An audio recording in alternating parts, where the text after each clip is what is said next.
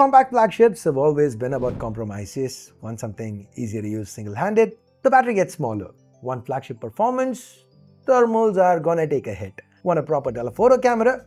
Well, that's generally reserved for larger, more expensive phones.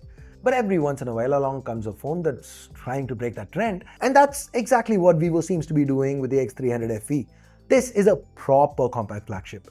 It's got Qualcomm's latest Snapdragon 8 Gen 5, a dedicated telephoto camera, IP68, IP69 ratings, wireless charging, and somehow they've even fit in a massive battery. So have Vivo actually managed to build a compact flagship without the usual compromises? Well, that's exactly what we're going to be finding out today.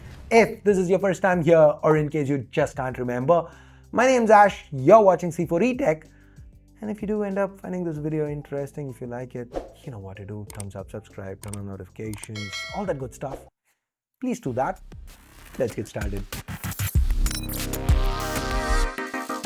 The first thing that struck me about the X300 FE was how nice it feels in hand. It just sits right and is quite comfortable to use single-handed. I kinda am loving this resurgence of smaller phones these days. Everyone seems to have one. And Vivo's done a great job here. At a hair under 8.31 millimeters with a 6.31-inch display, this is genuinely compact. The glass back is smooth and slippery but has a matte finish, so it doesn't pick up fingerprints and smudges easily. Now, from a looks perspective, I'd say the X300 FE, it's quite understated. But amongst the three colors on offer, I feel this urban olive looks the best. What about you? Which one do you prefer? Drop a comment down below. Now this build, flat back, flat display, flat metal sides, it's quite popular in 2026. It's usually not the most ergonomic of designs, but on a phone this compact, ergonomics are still good. I really like this camera strip here. Given how high it is, there's a lot of space to comfortably rest your index finger while using the phone. Also, given it's spread across the width of the phone, there's no wobble when you use the X300 FE set down on a surface. Now, it's little things like this that make a difference when you're using a phone every day. Protection, it's handled by Shot Sensation Core Glass, and combined with the IP68, 69 ratings, Vivo has durability covered. By the way, they've even managed to keep the weight at just about 190 grams, which given the 6500 mAh battery on the inside, I'd call it impressive.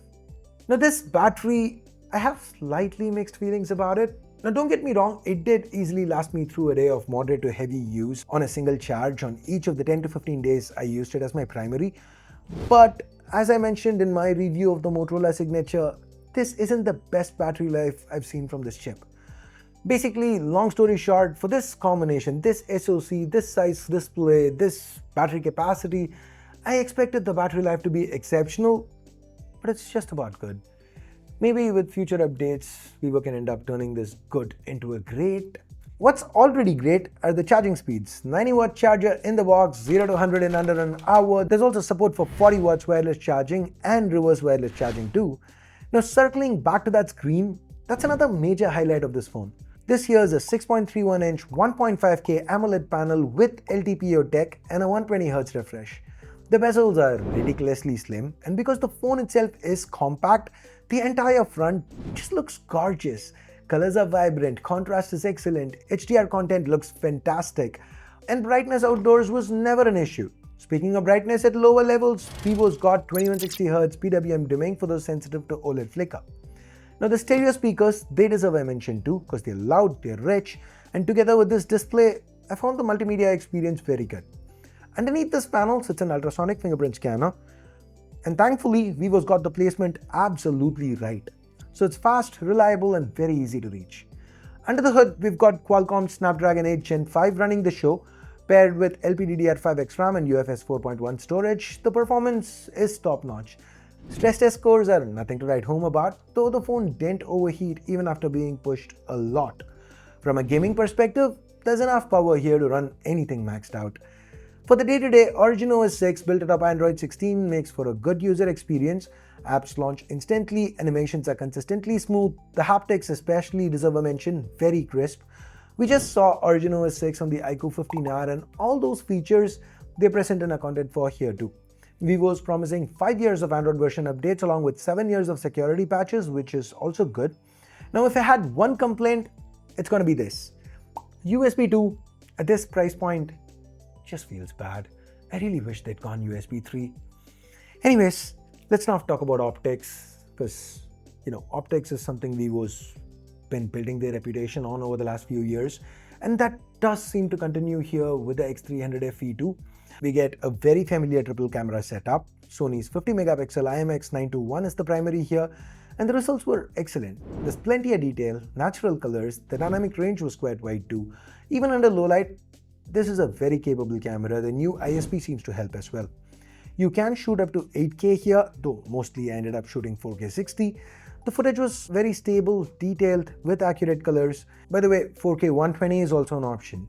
Now, Vivo's camera app is feature-packed, whether it's color profiles or filters or a street mode with various textures. There's just tons of features to play around with. Now, the next sensor, again Sony 50 megapixel IMX882. This one's paired with a 3x telephoto lens with OIS once more. Telephoto shots came out great. This is a very good focal length for portraits as well. By the way, it is worth noting that if you want even more reach, the X300 FE can take a telephoto extender. So you can get 200mm equivalent shots if you really wanted to do that. And then there's an 8 megapixel omnivision sensor paired with an ultra-wide lens with autofocus. Even the 50 megapixel selfie camera has autofocus. It shoots sharp selfies with natural skin tones, and there's also support for 4K 60 selfie video. Now guys, I really like my time with the X300 FE. What I did not like was the pricing, because now it starts at 80,000 rupees. Honestly, at that price, Vivo's own X300 kinda overshadows it. But that phone seems to be out of stock everywhere, and given everything crazy happening with RAM storage costs, I'm not even sure if that's gonna be back. But even then, with all that the X300 FE has to offer and everything that's going on in the industry, I still feel the pricings are a tad too steep. That said, the actual phone itself and what it has to offer, I really loved. And whenever it is that you're watching this video, if the price has fallen or if the competition's prices have also gone up, you should probably consider getting this phone. And that's what I genuinely feel about Vivo's X300 FE. What do you have to say? Drop a comment down below. And I guess that's it. Thanks for watching. Ash out.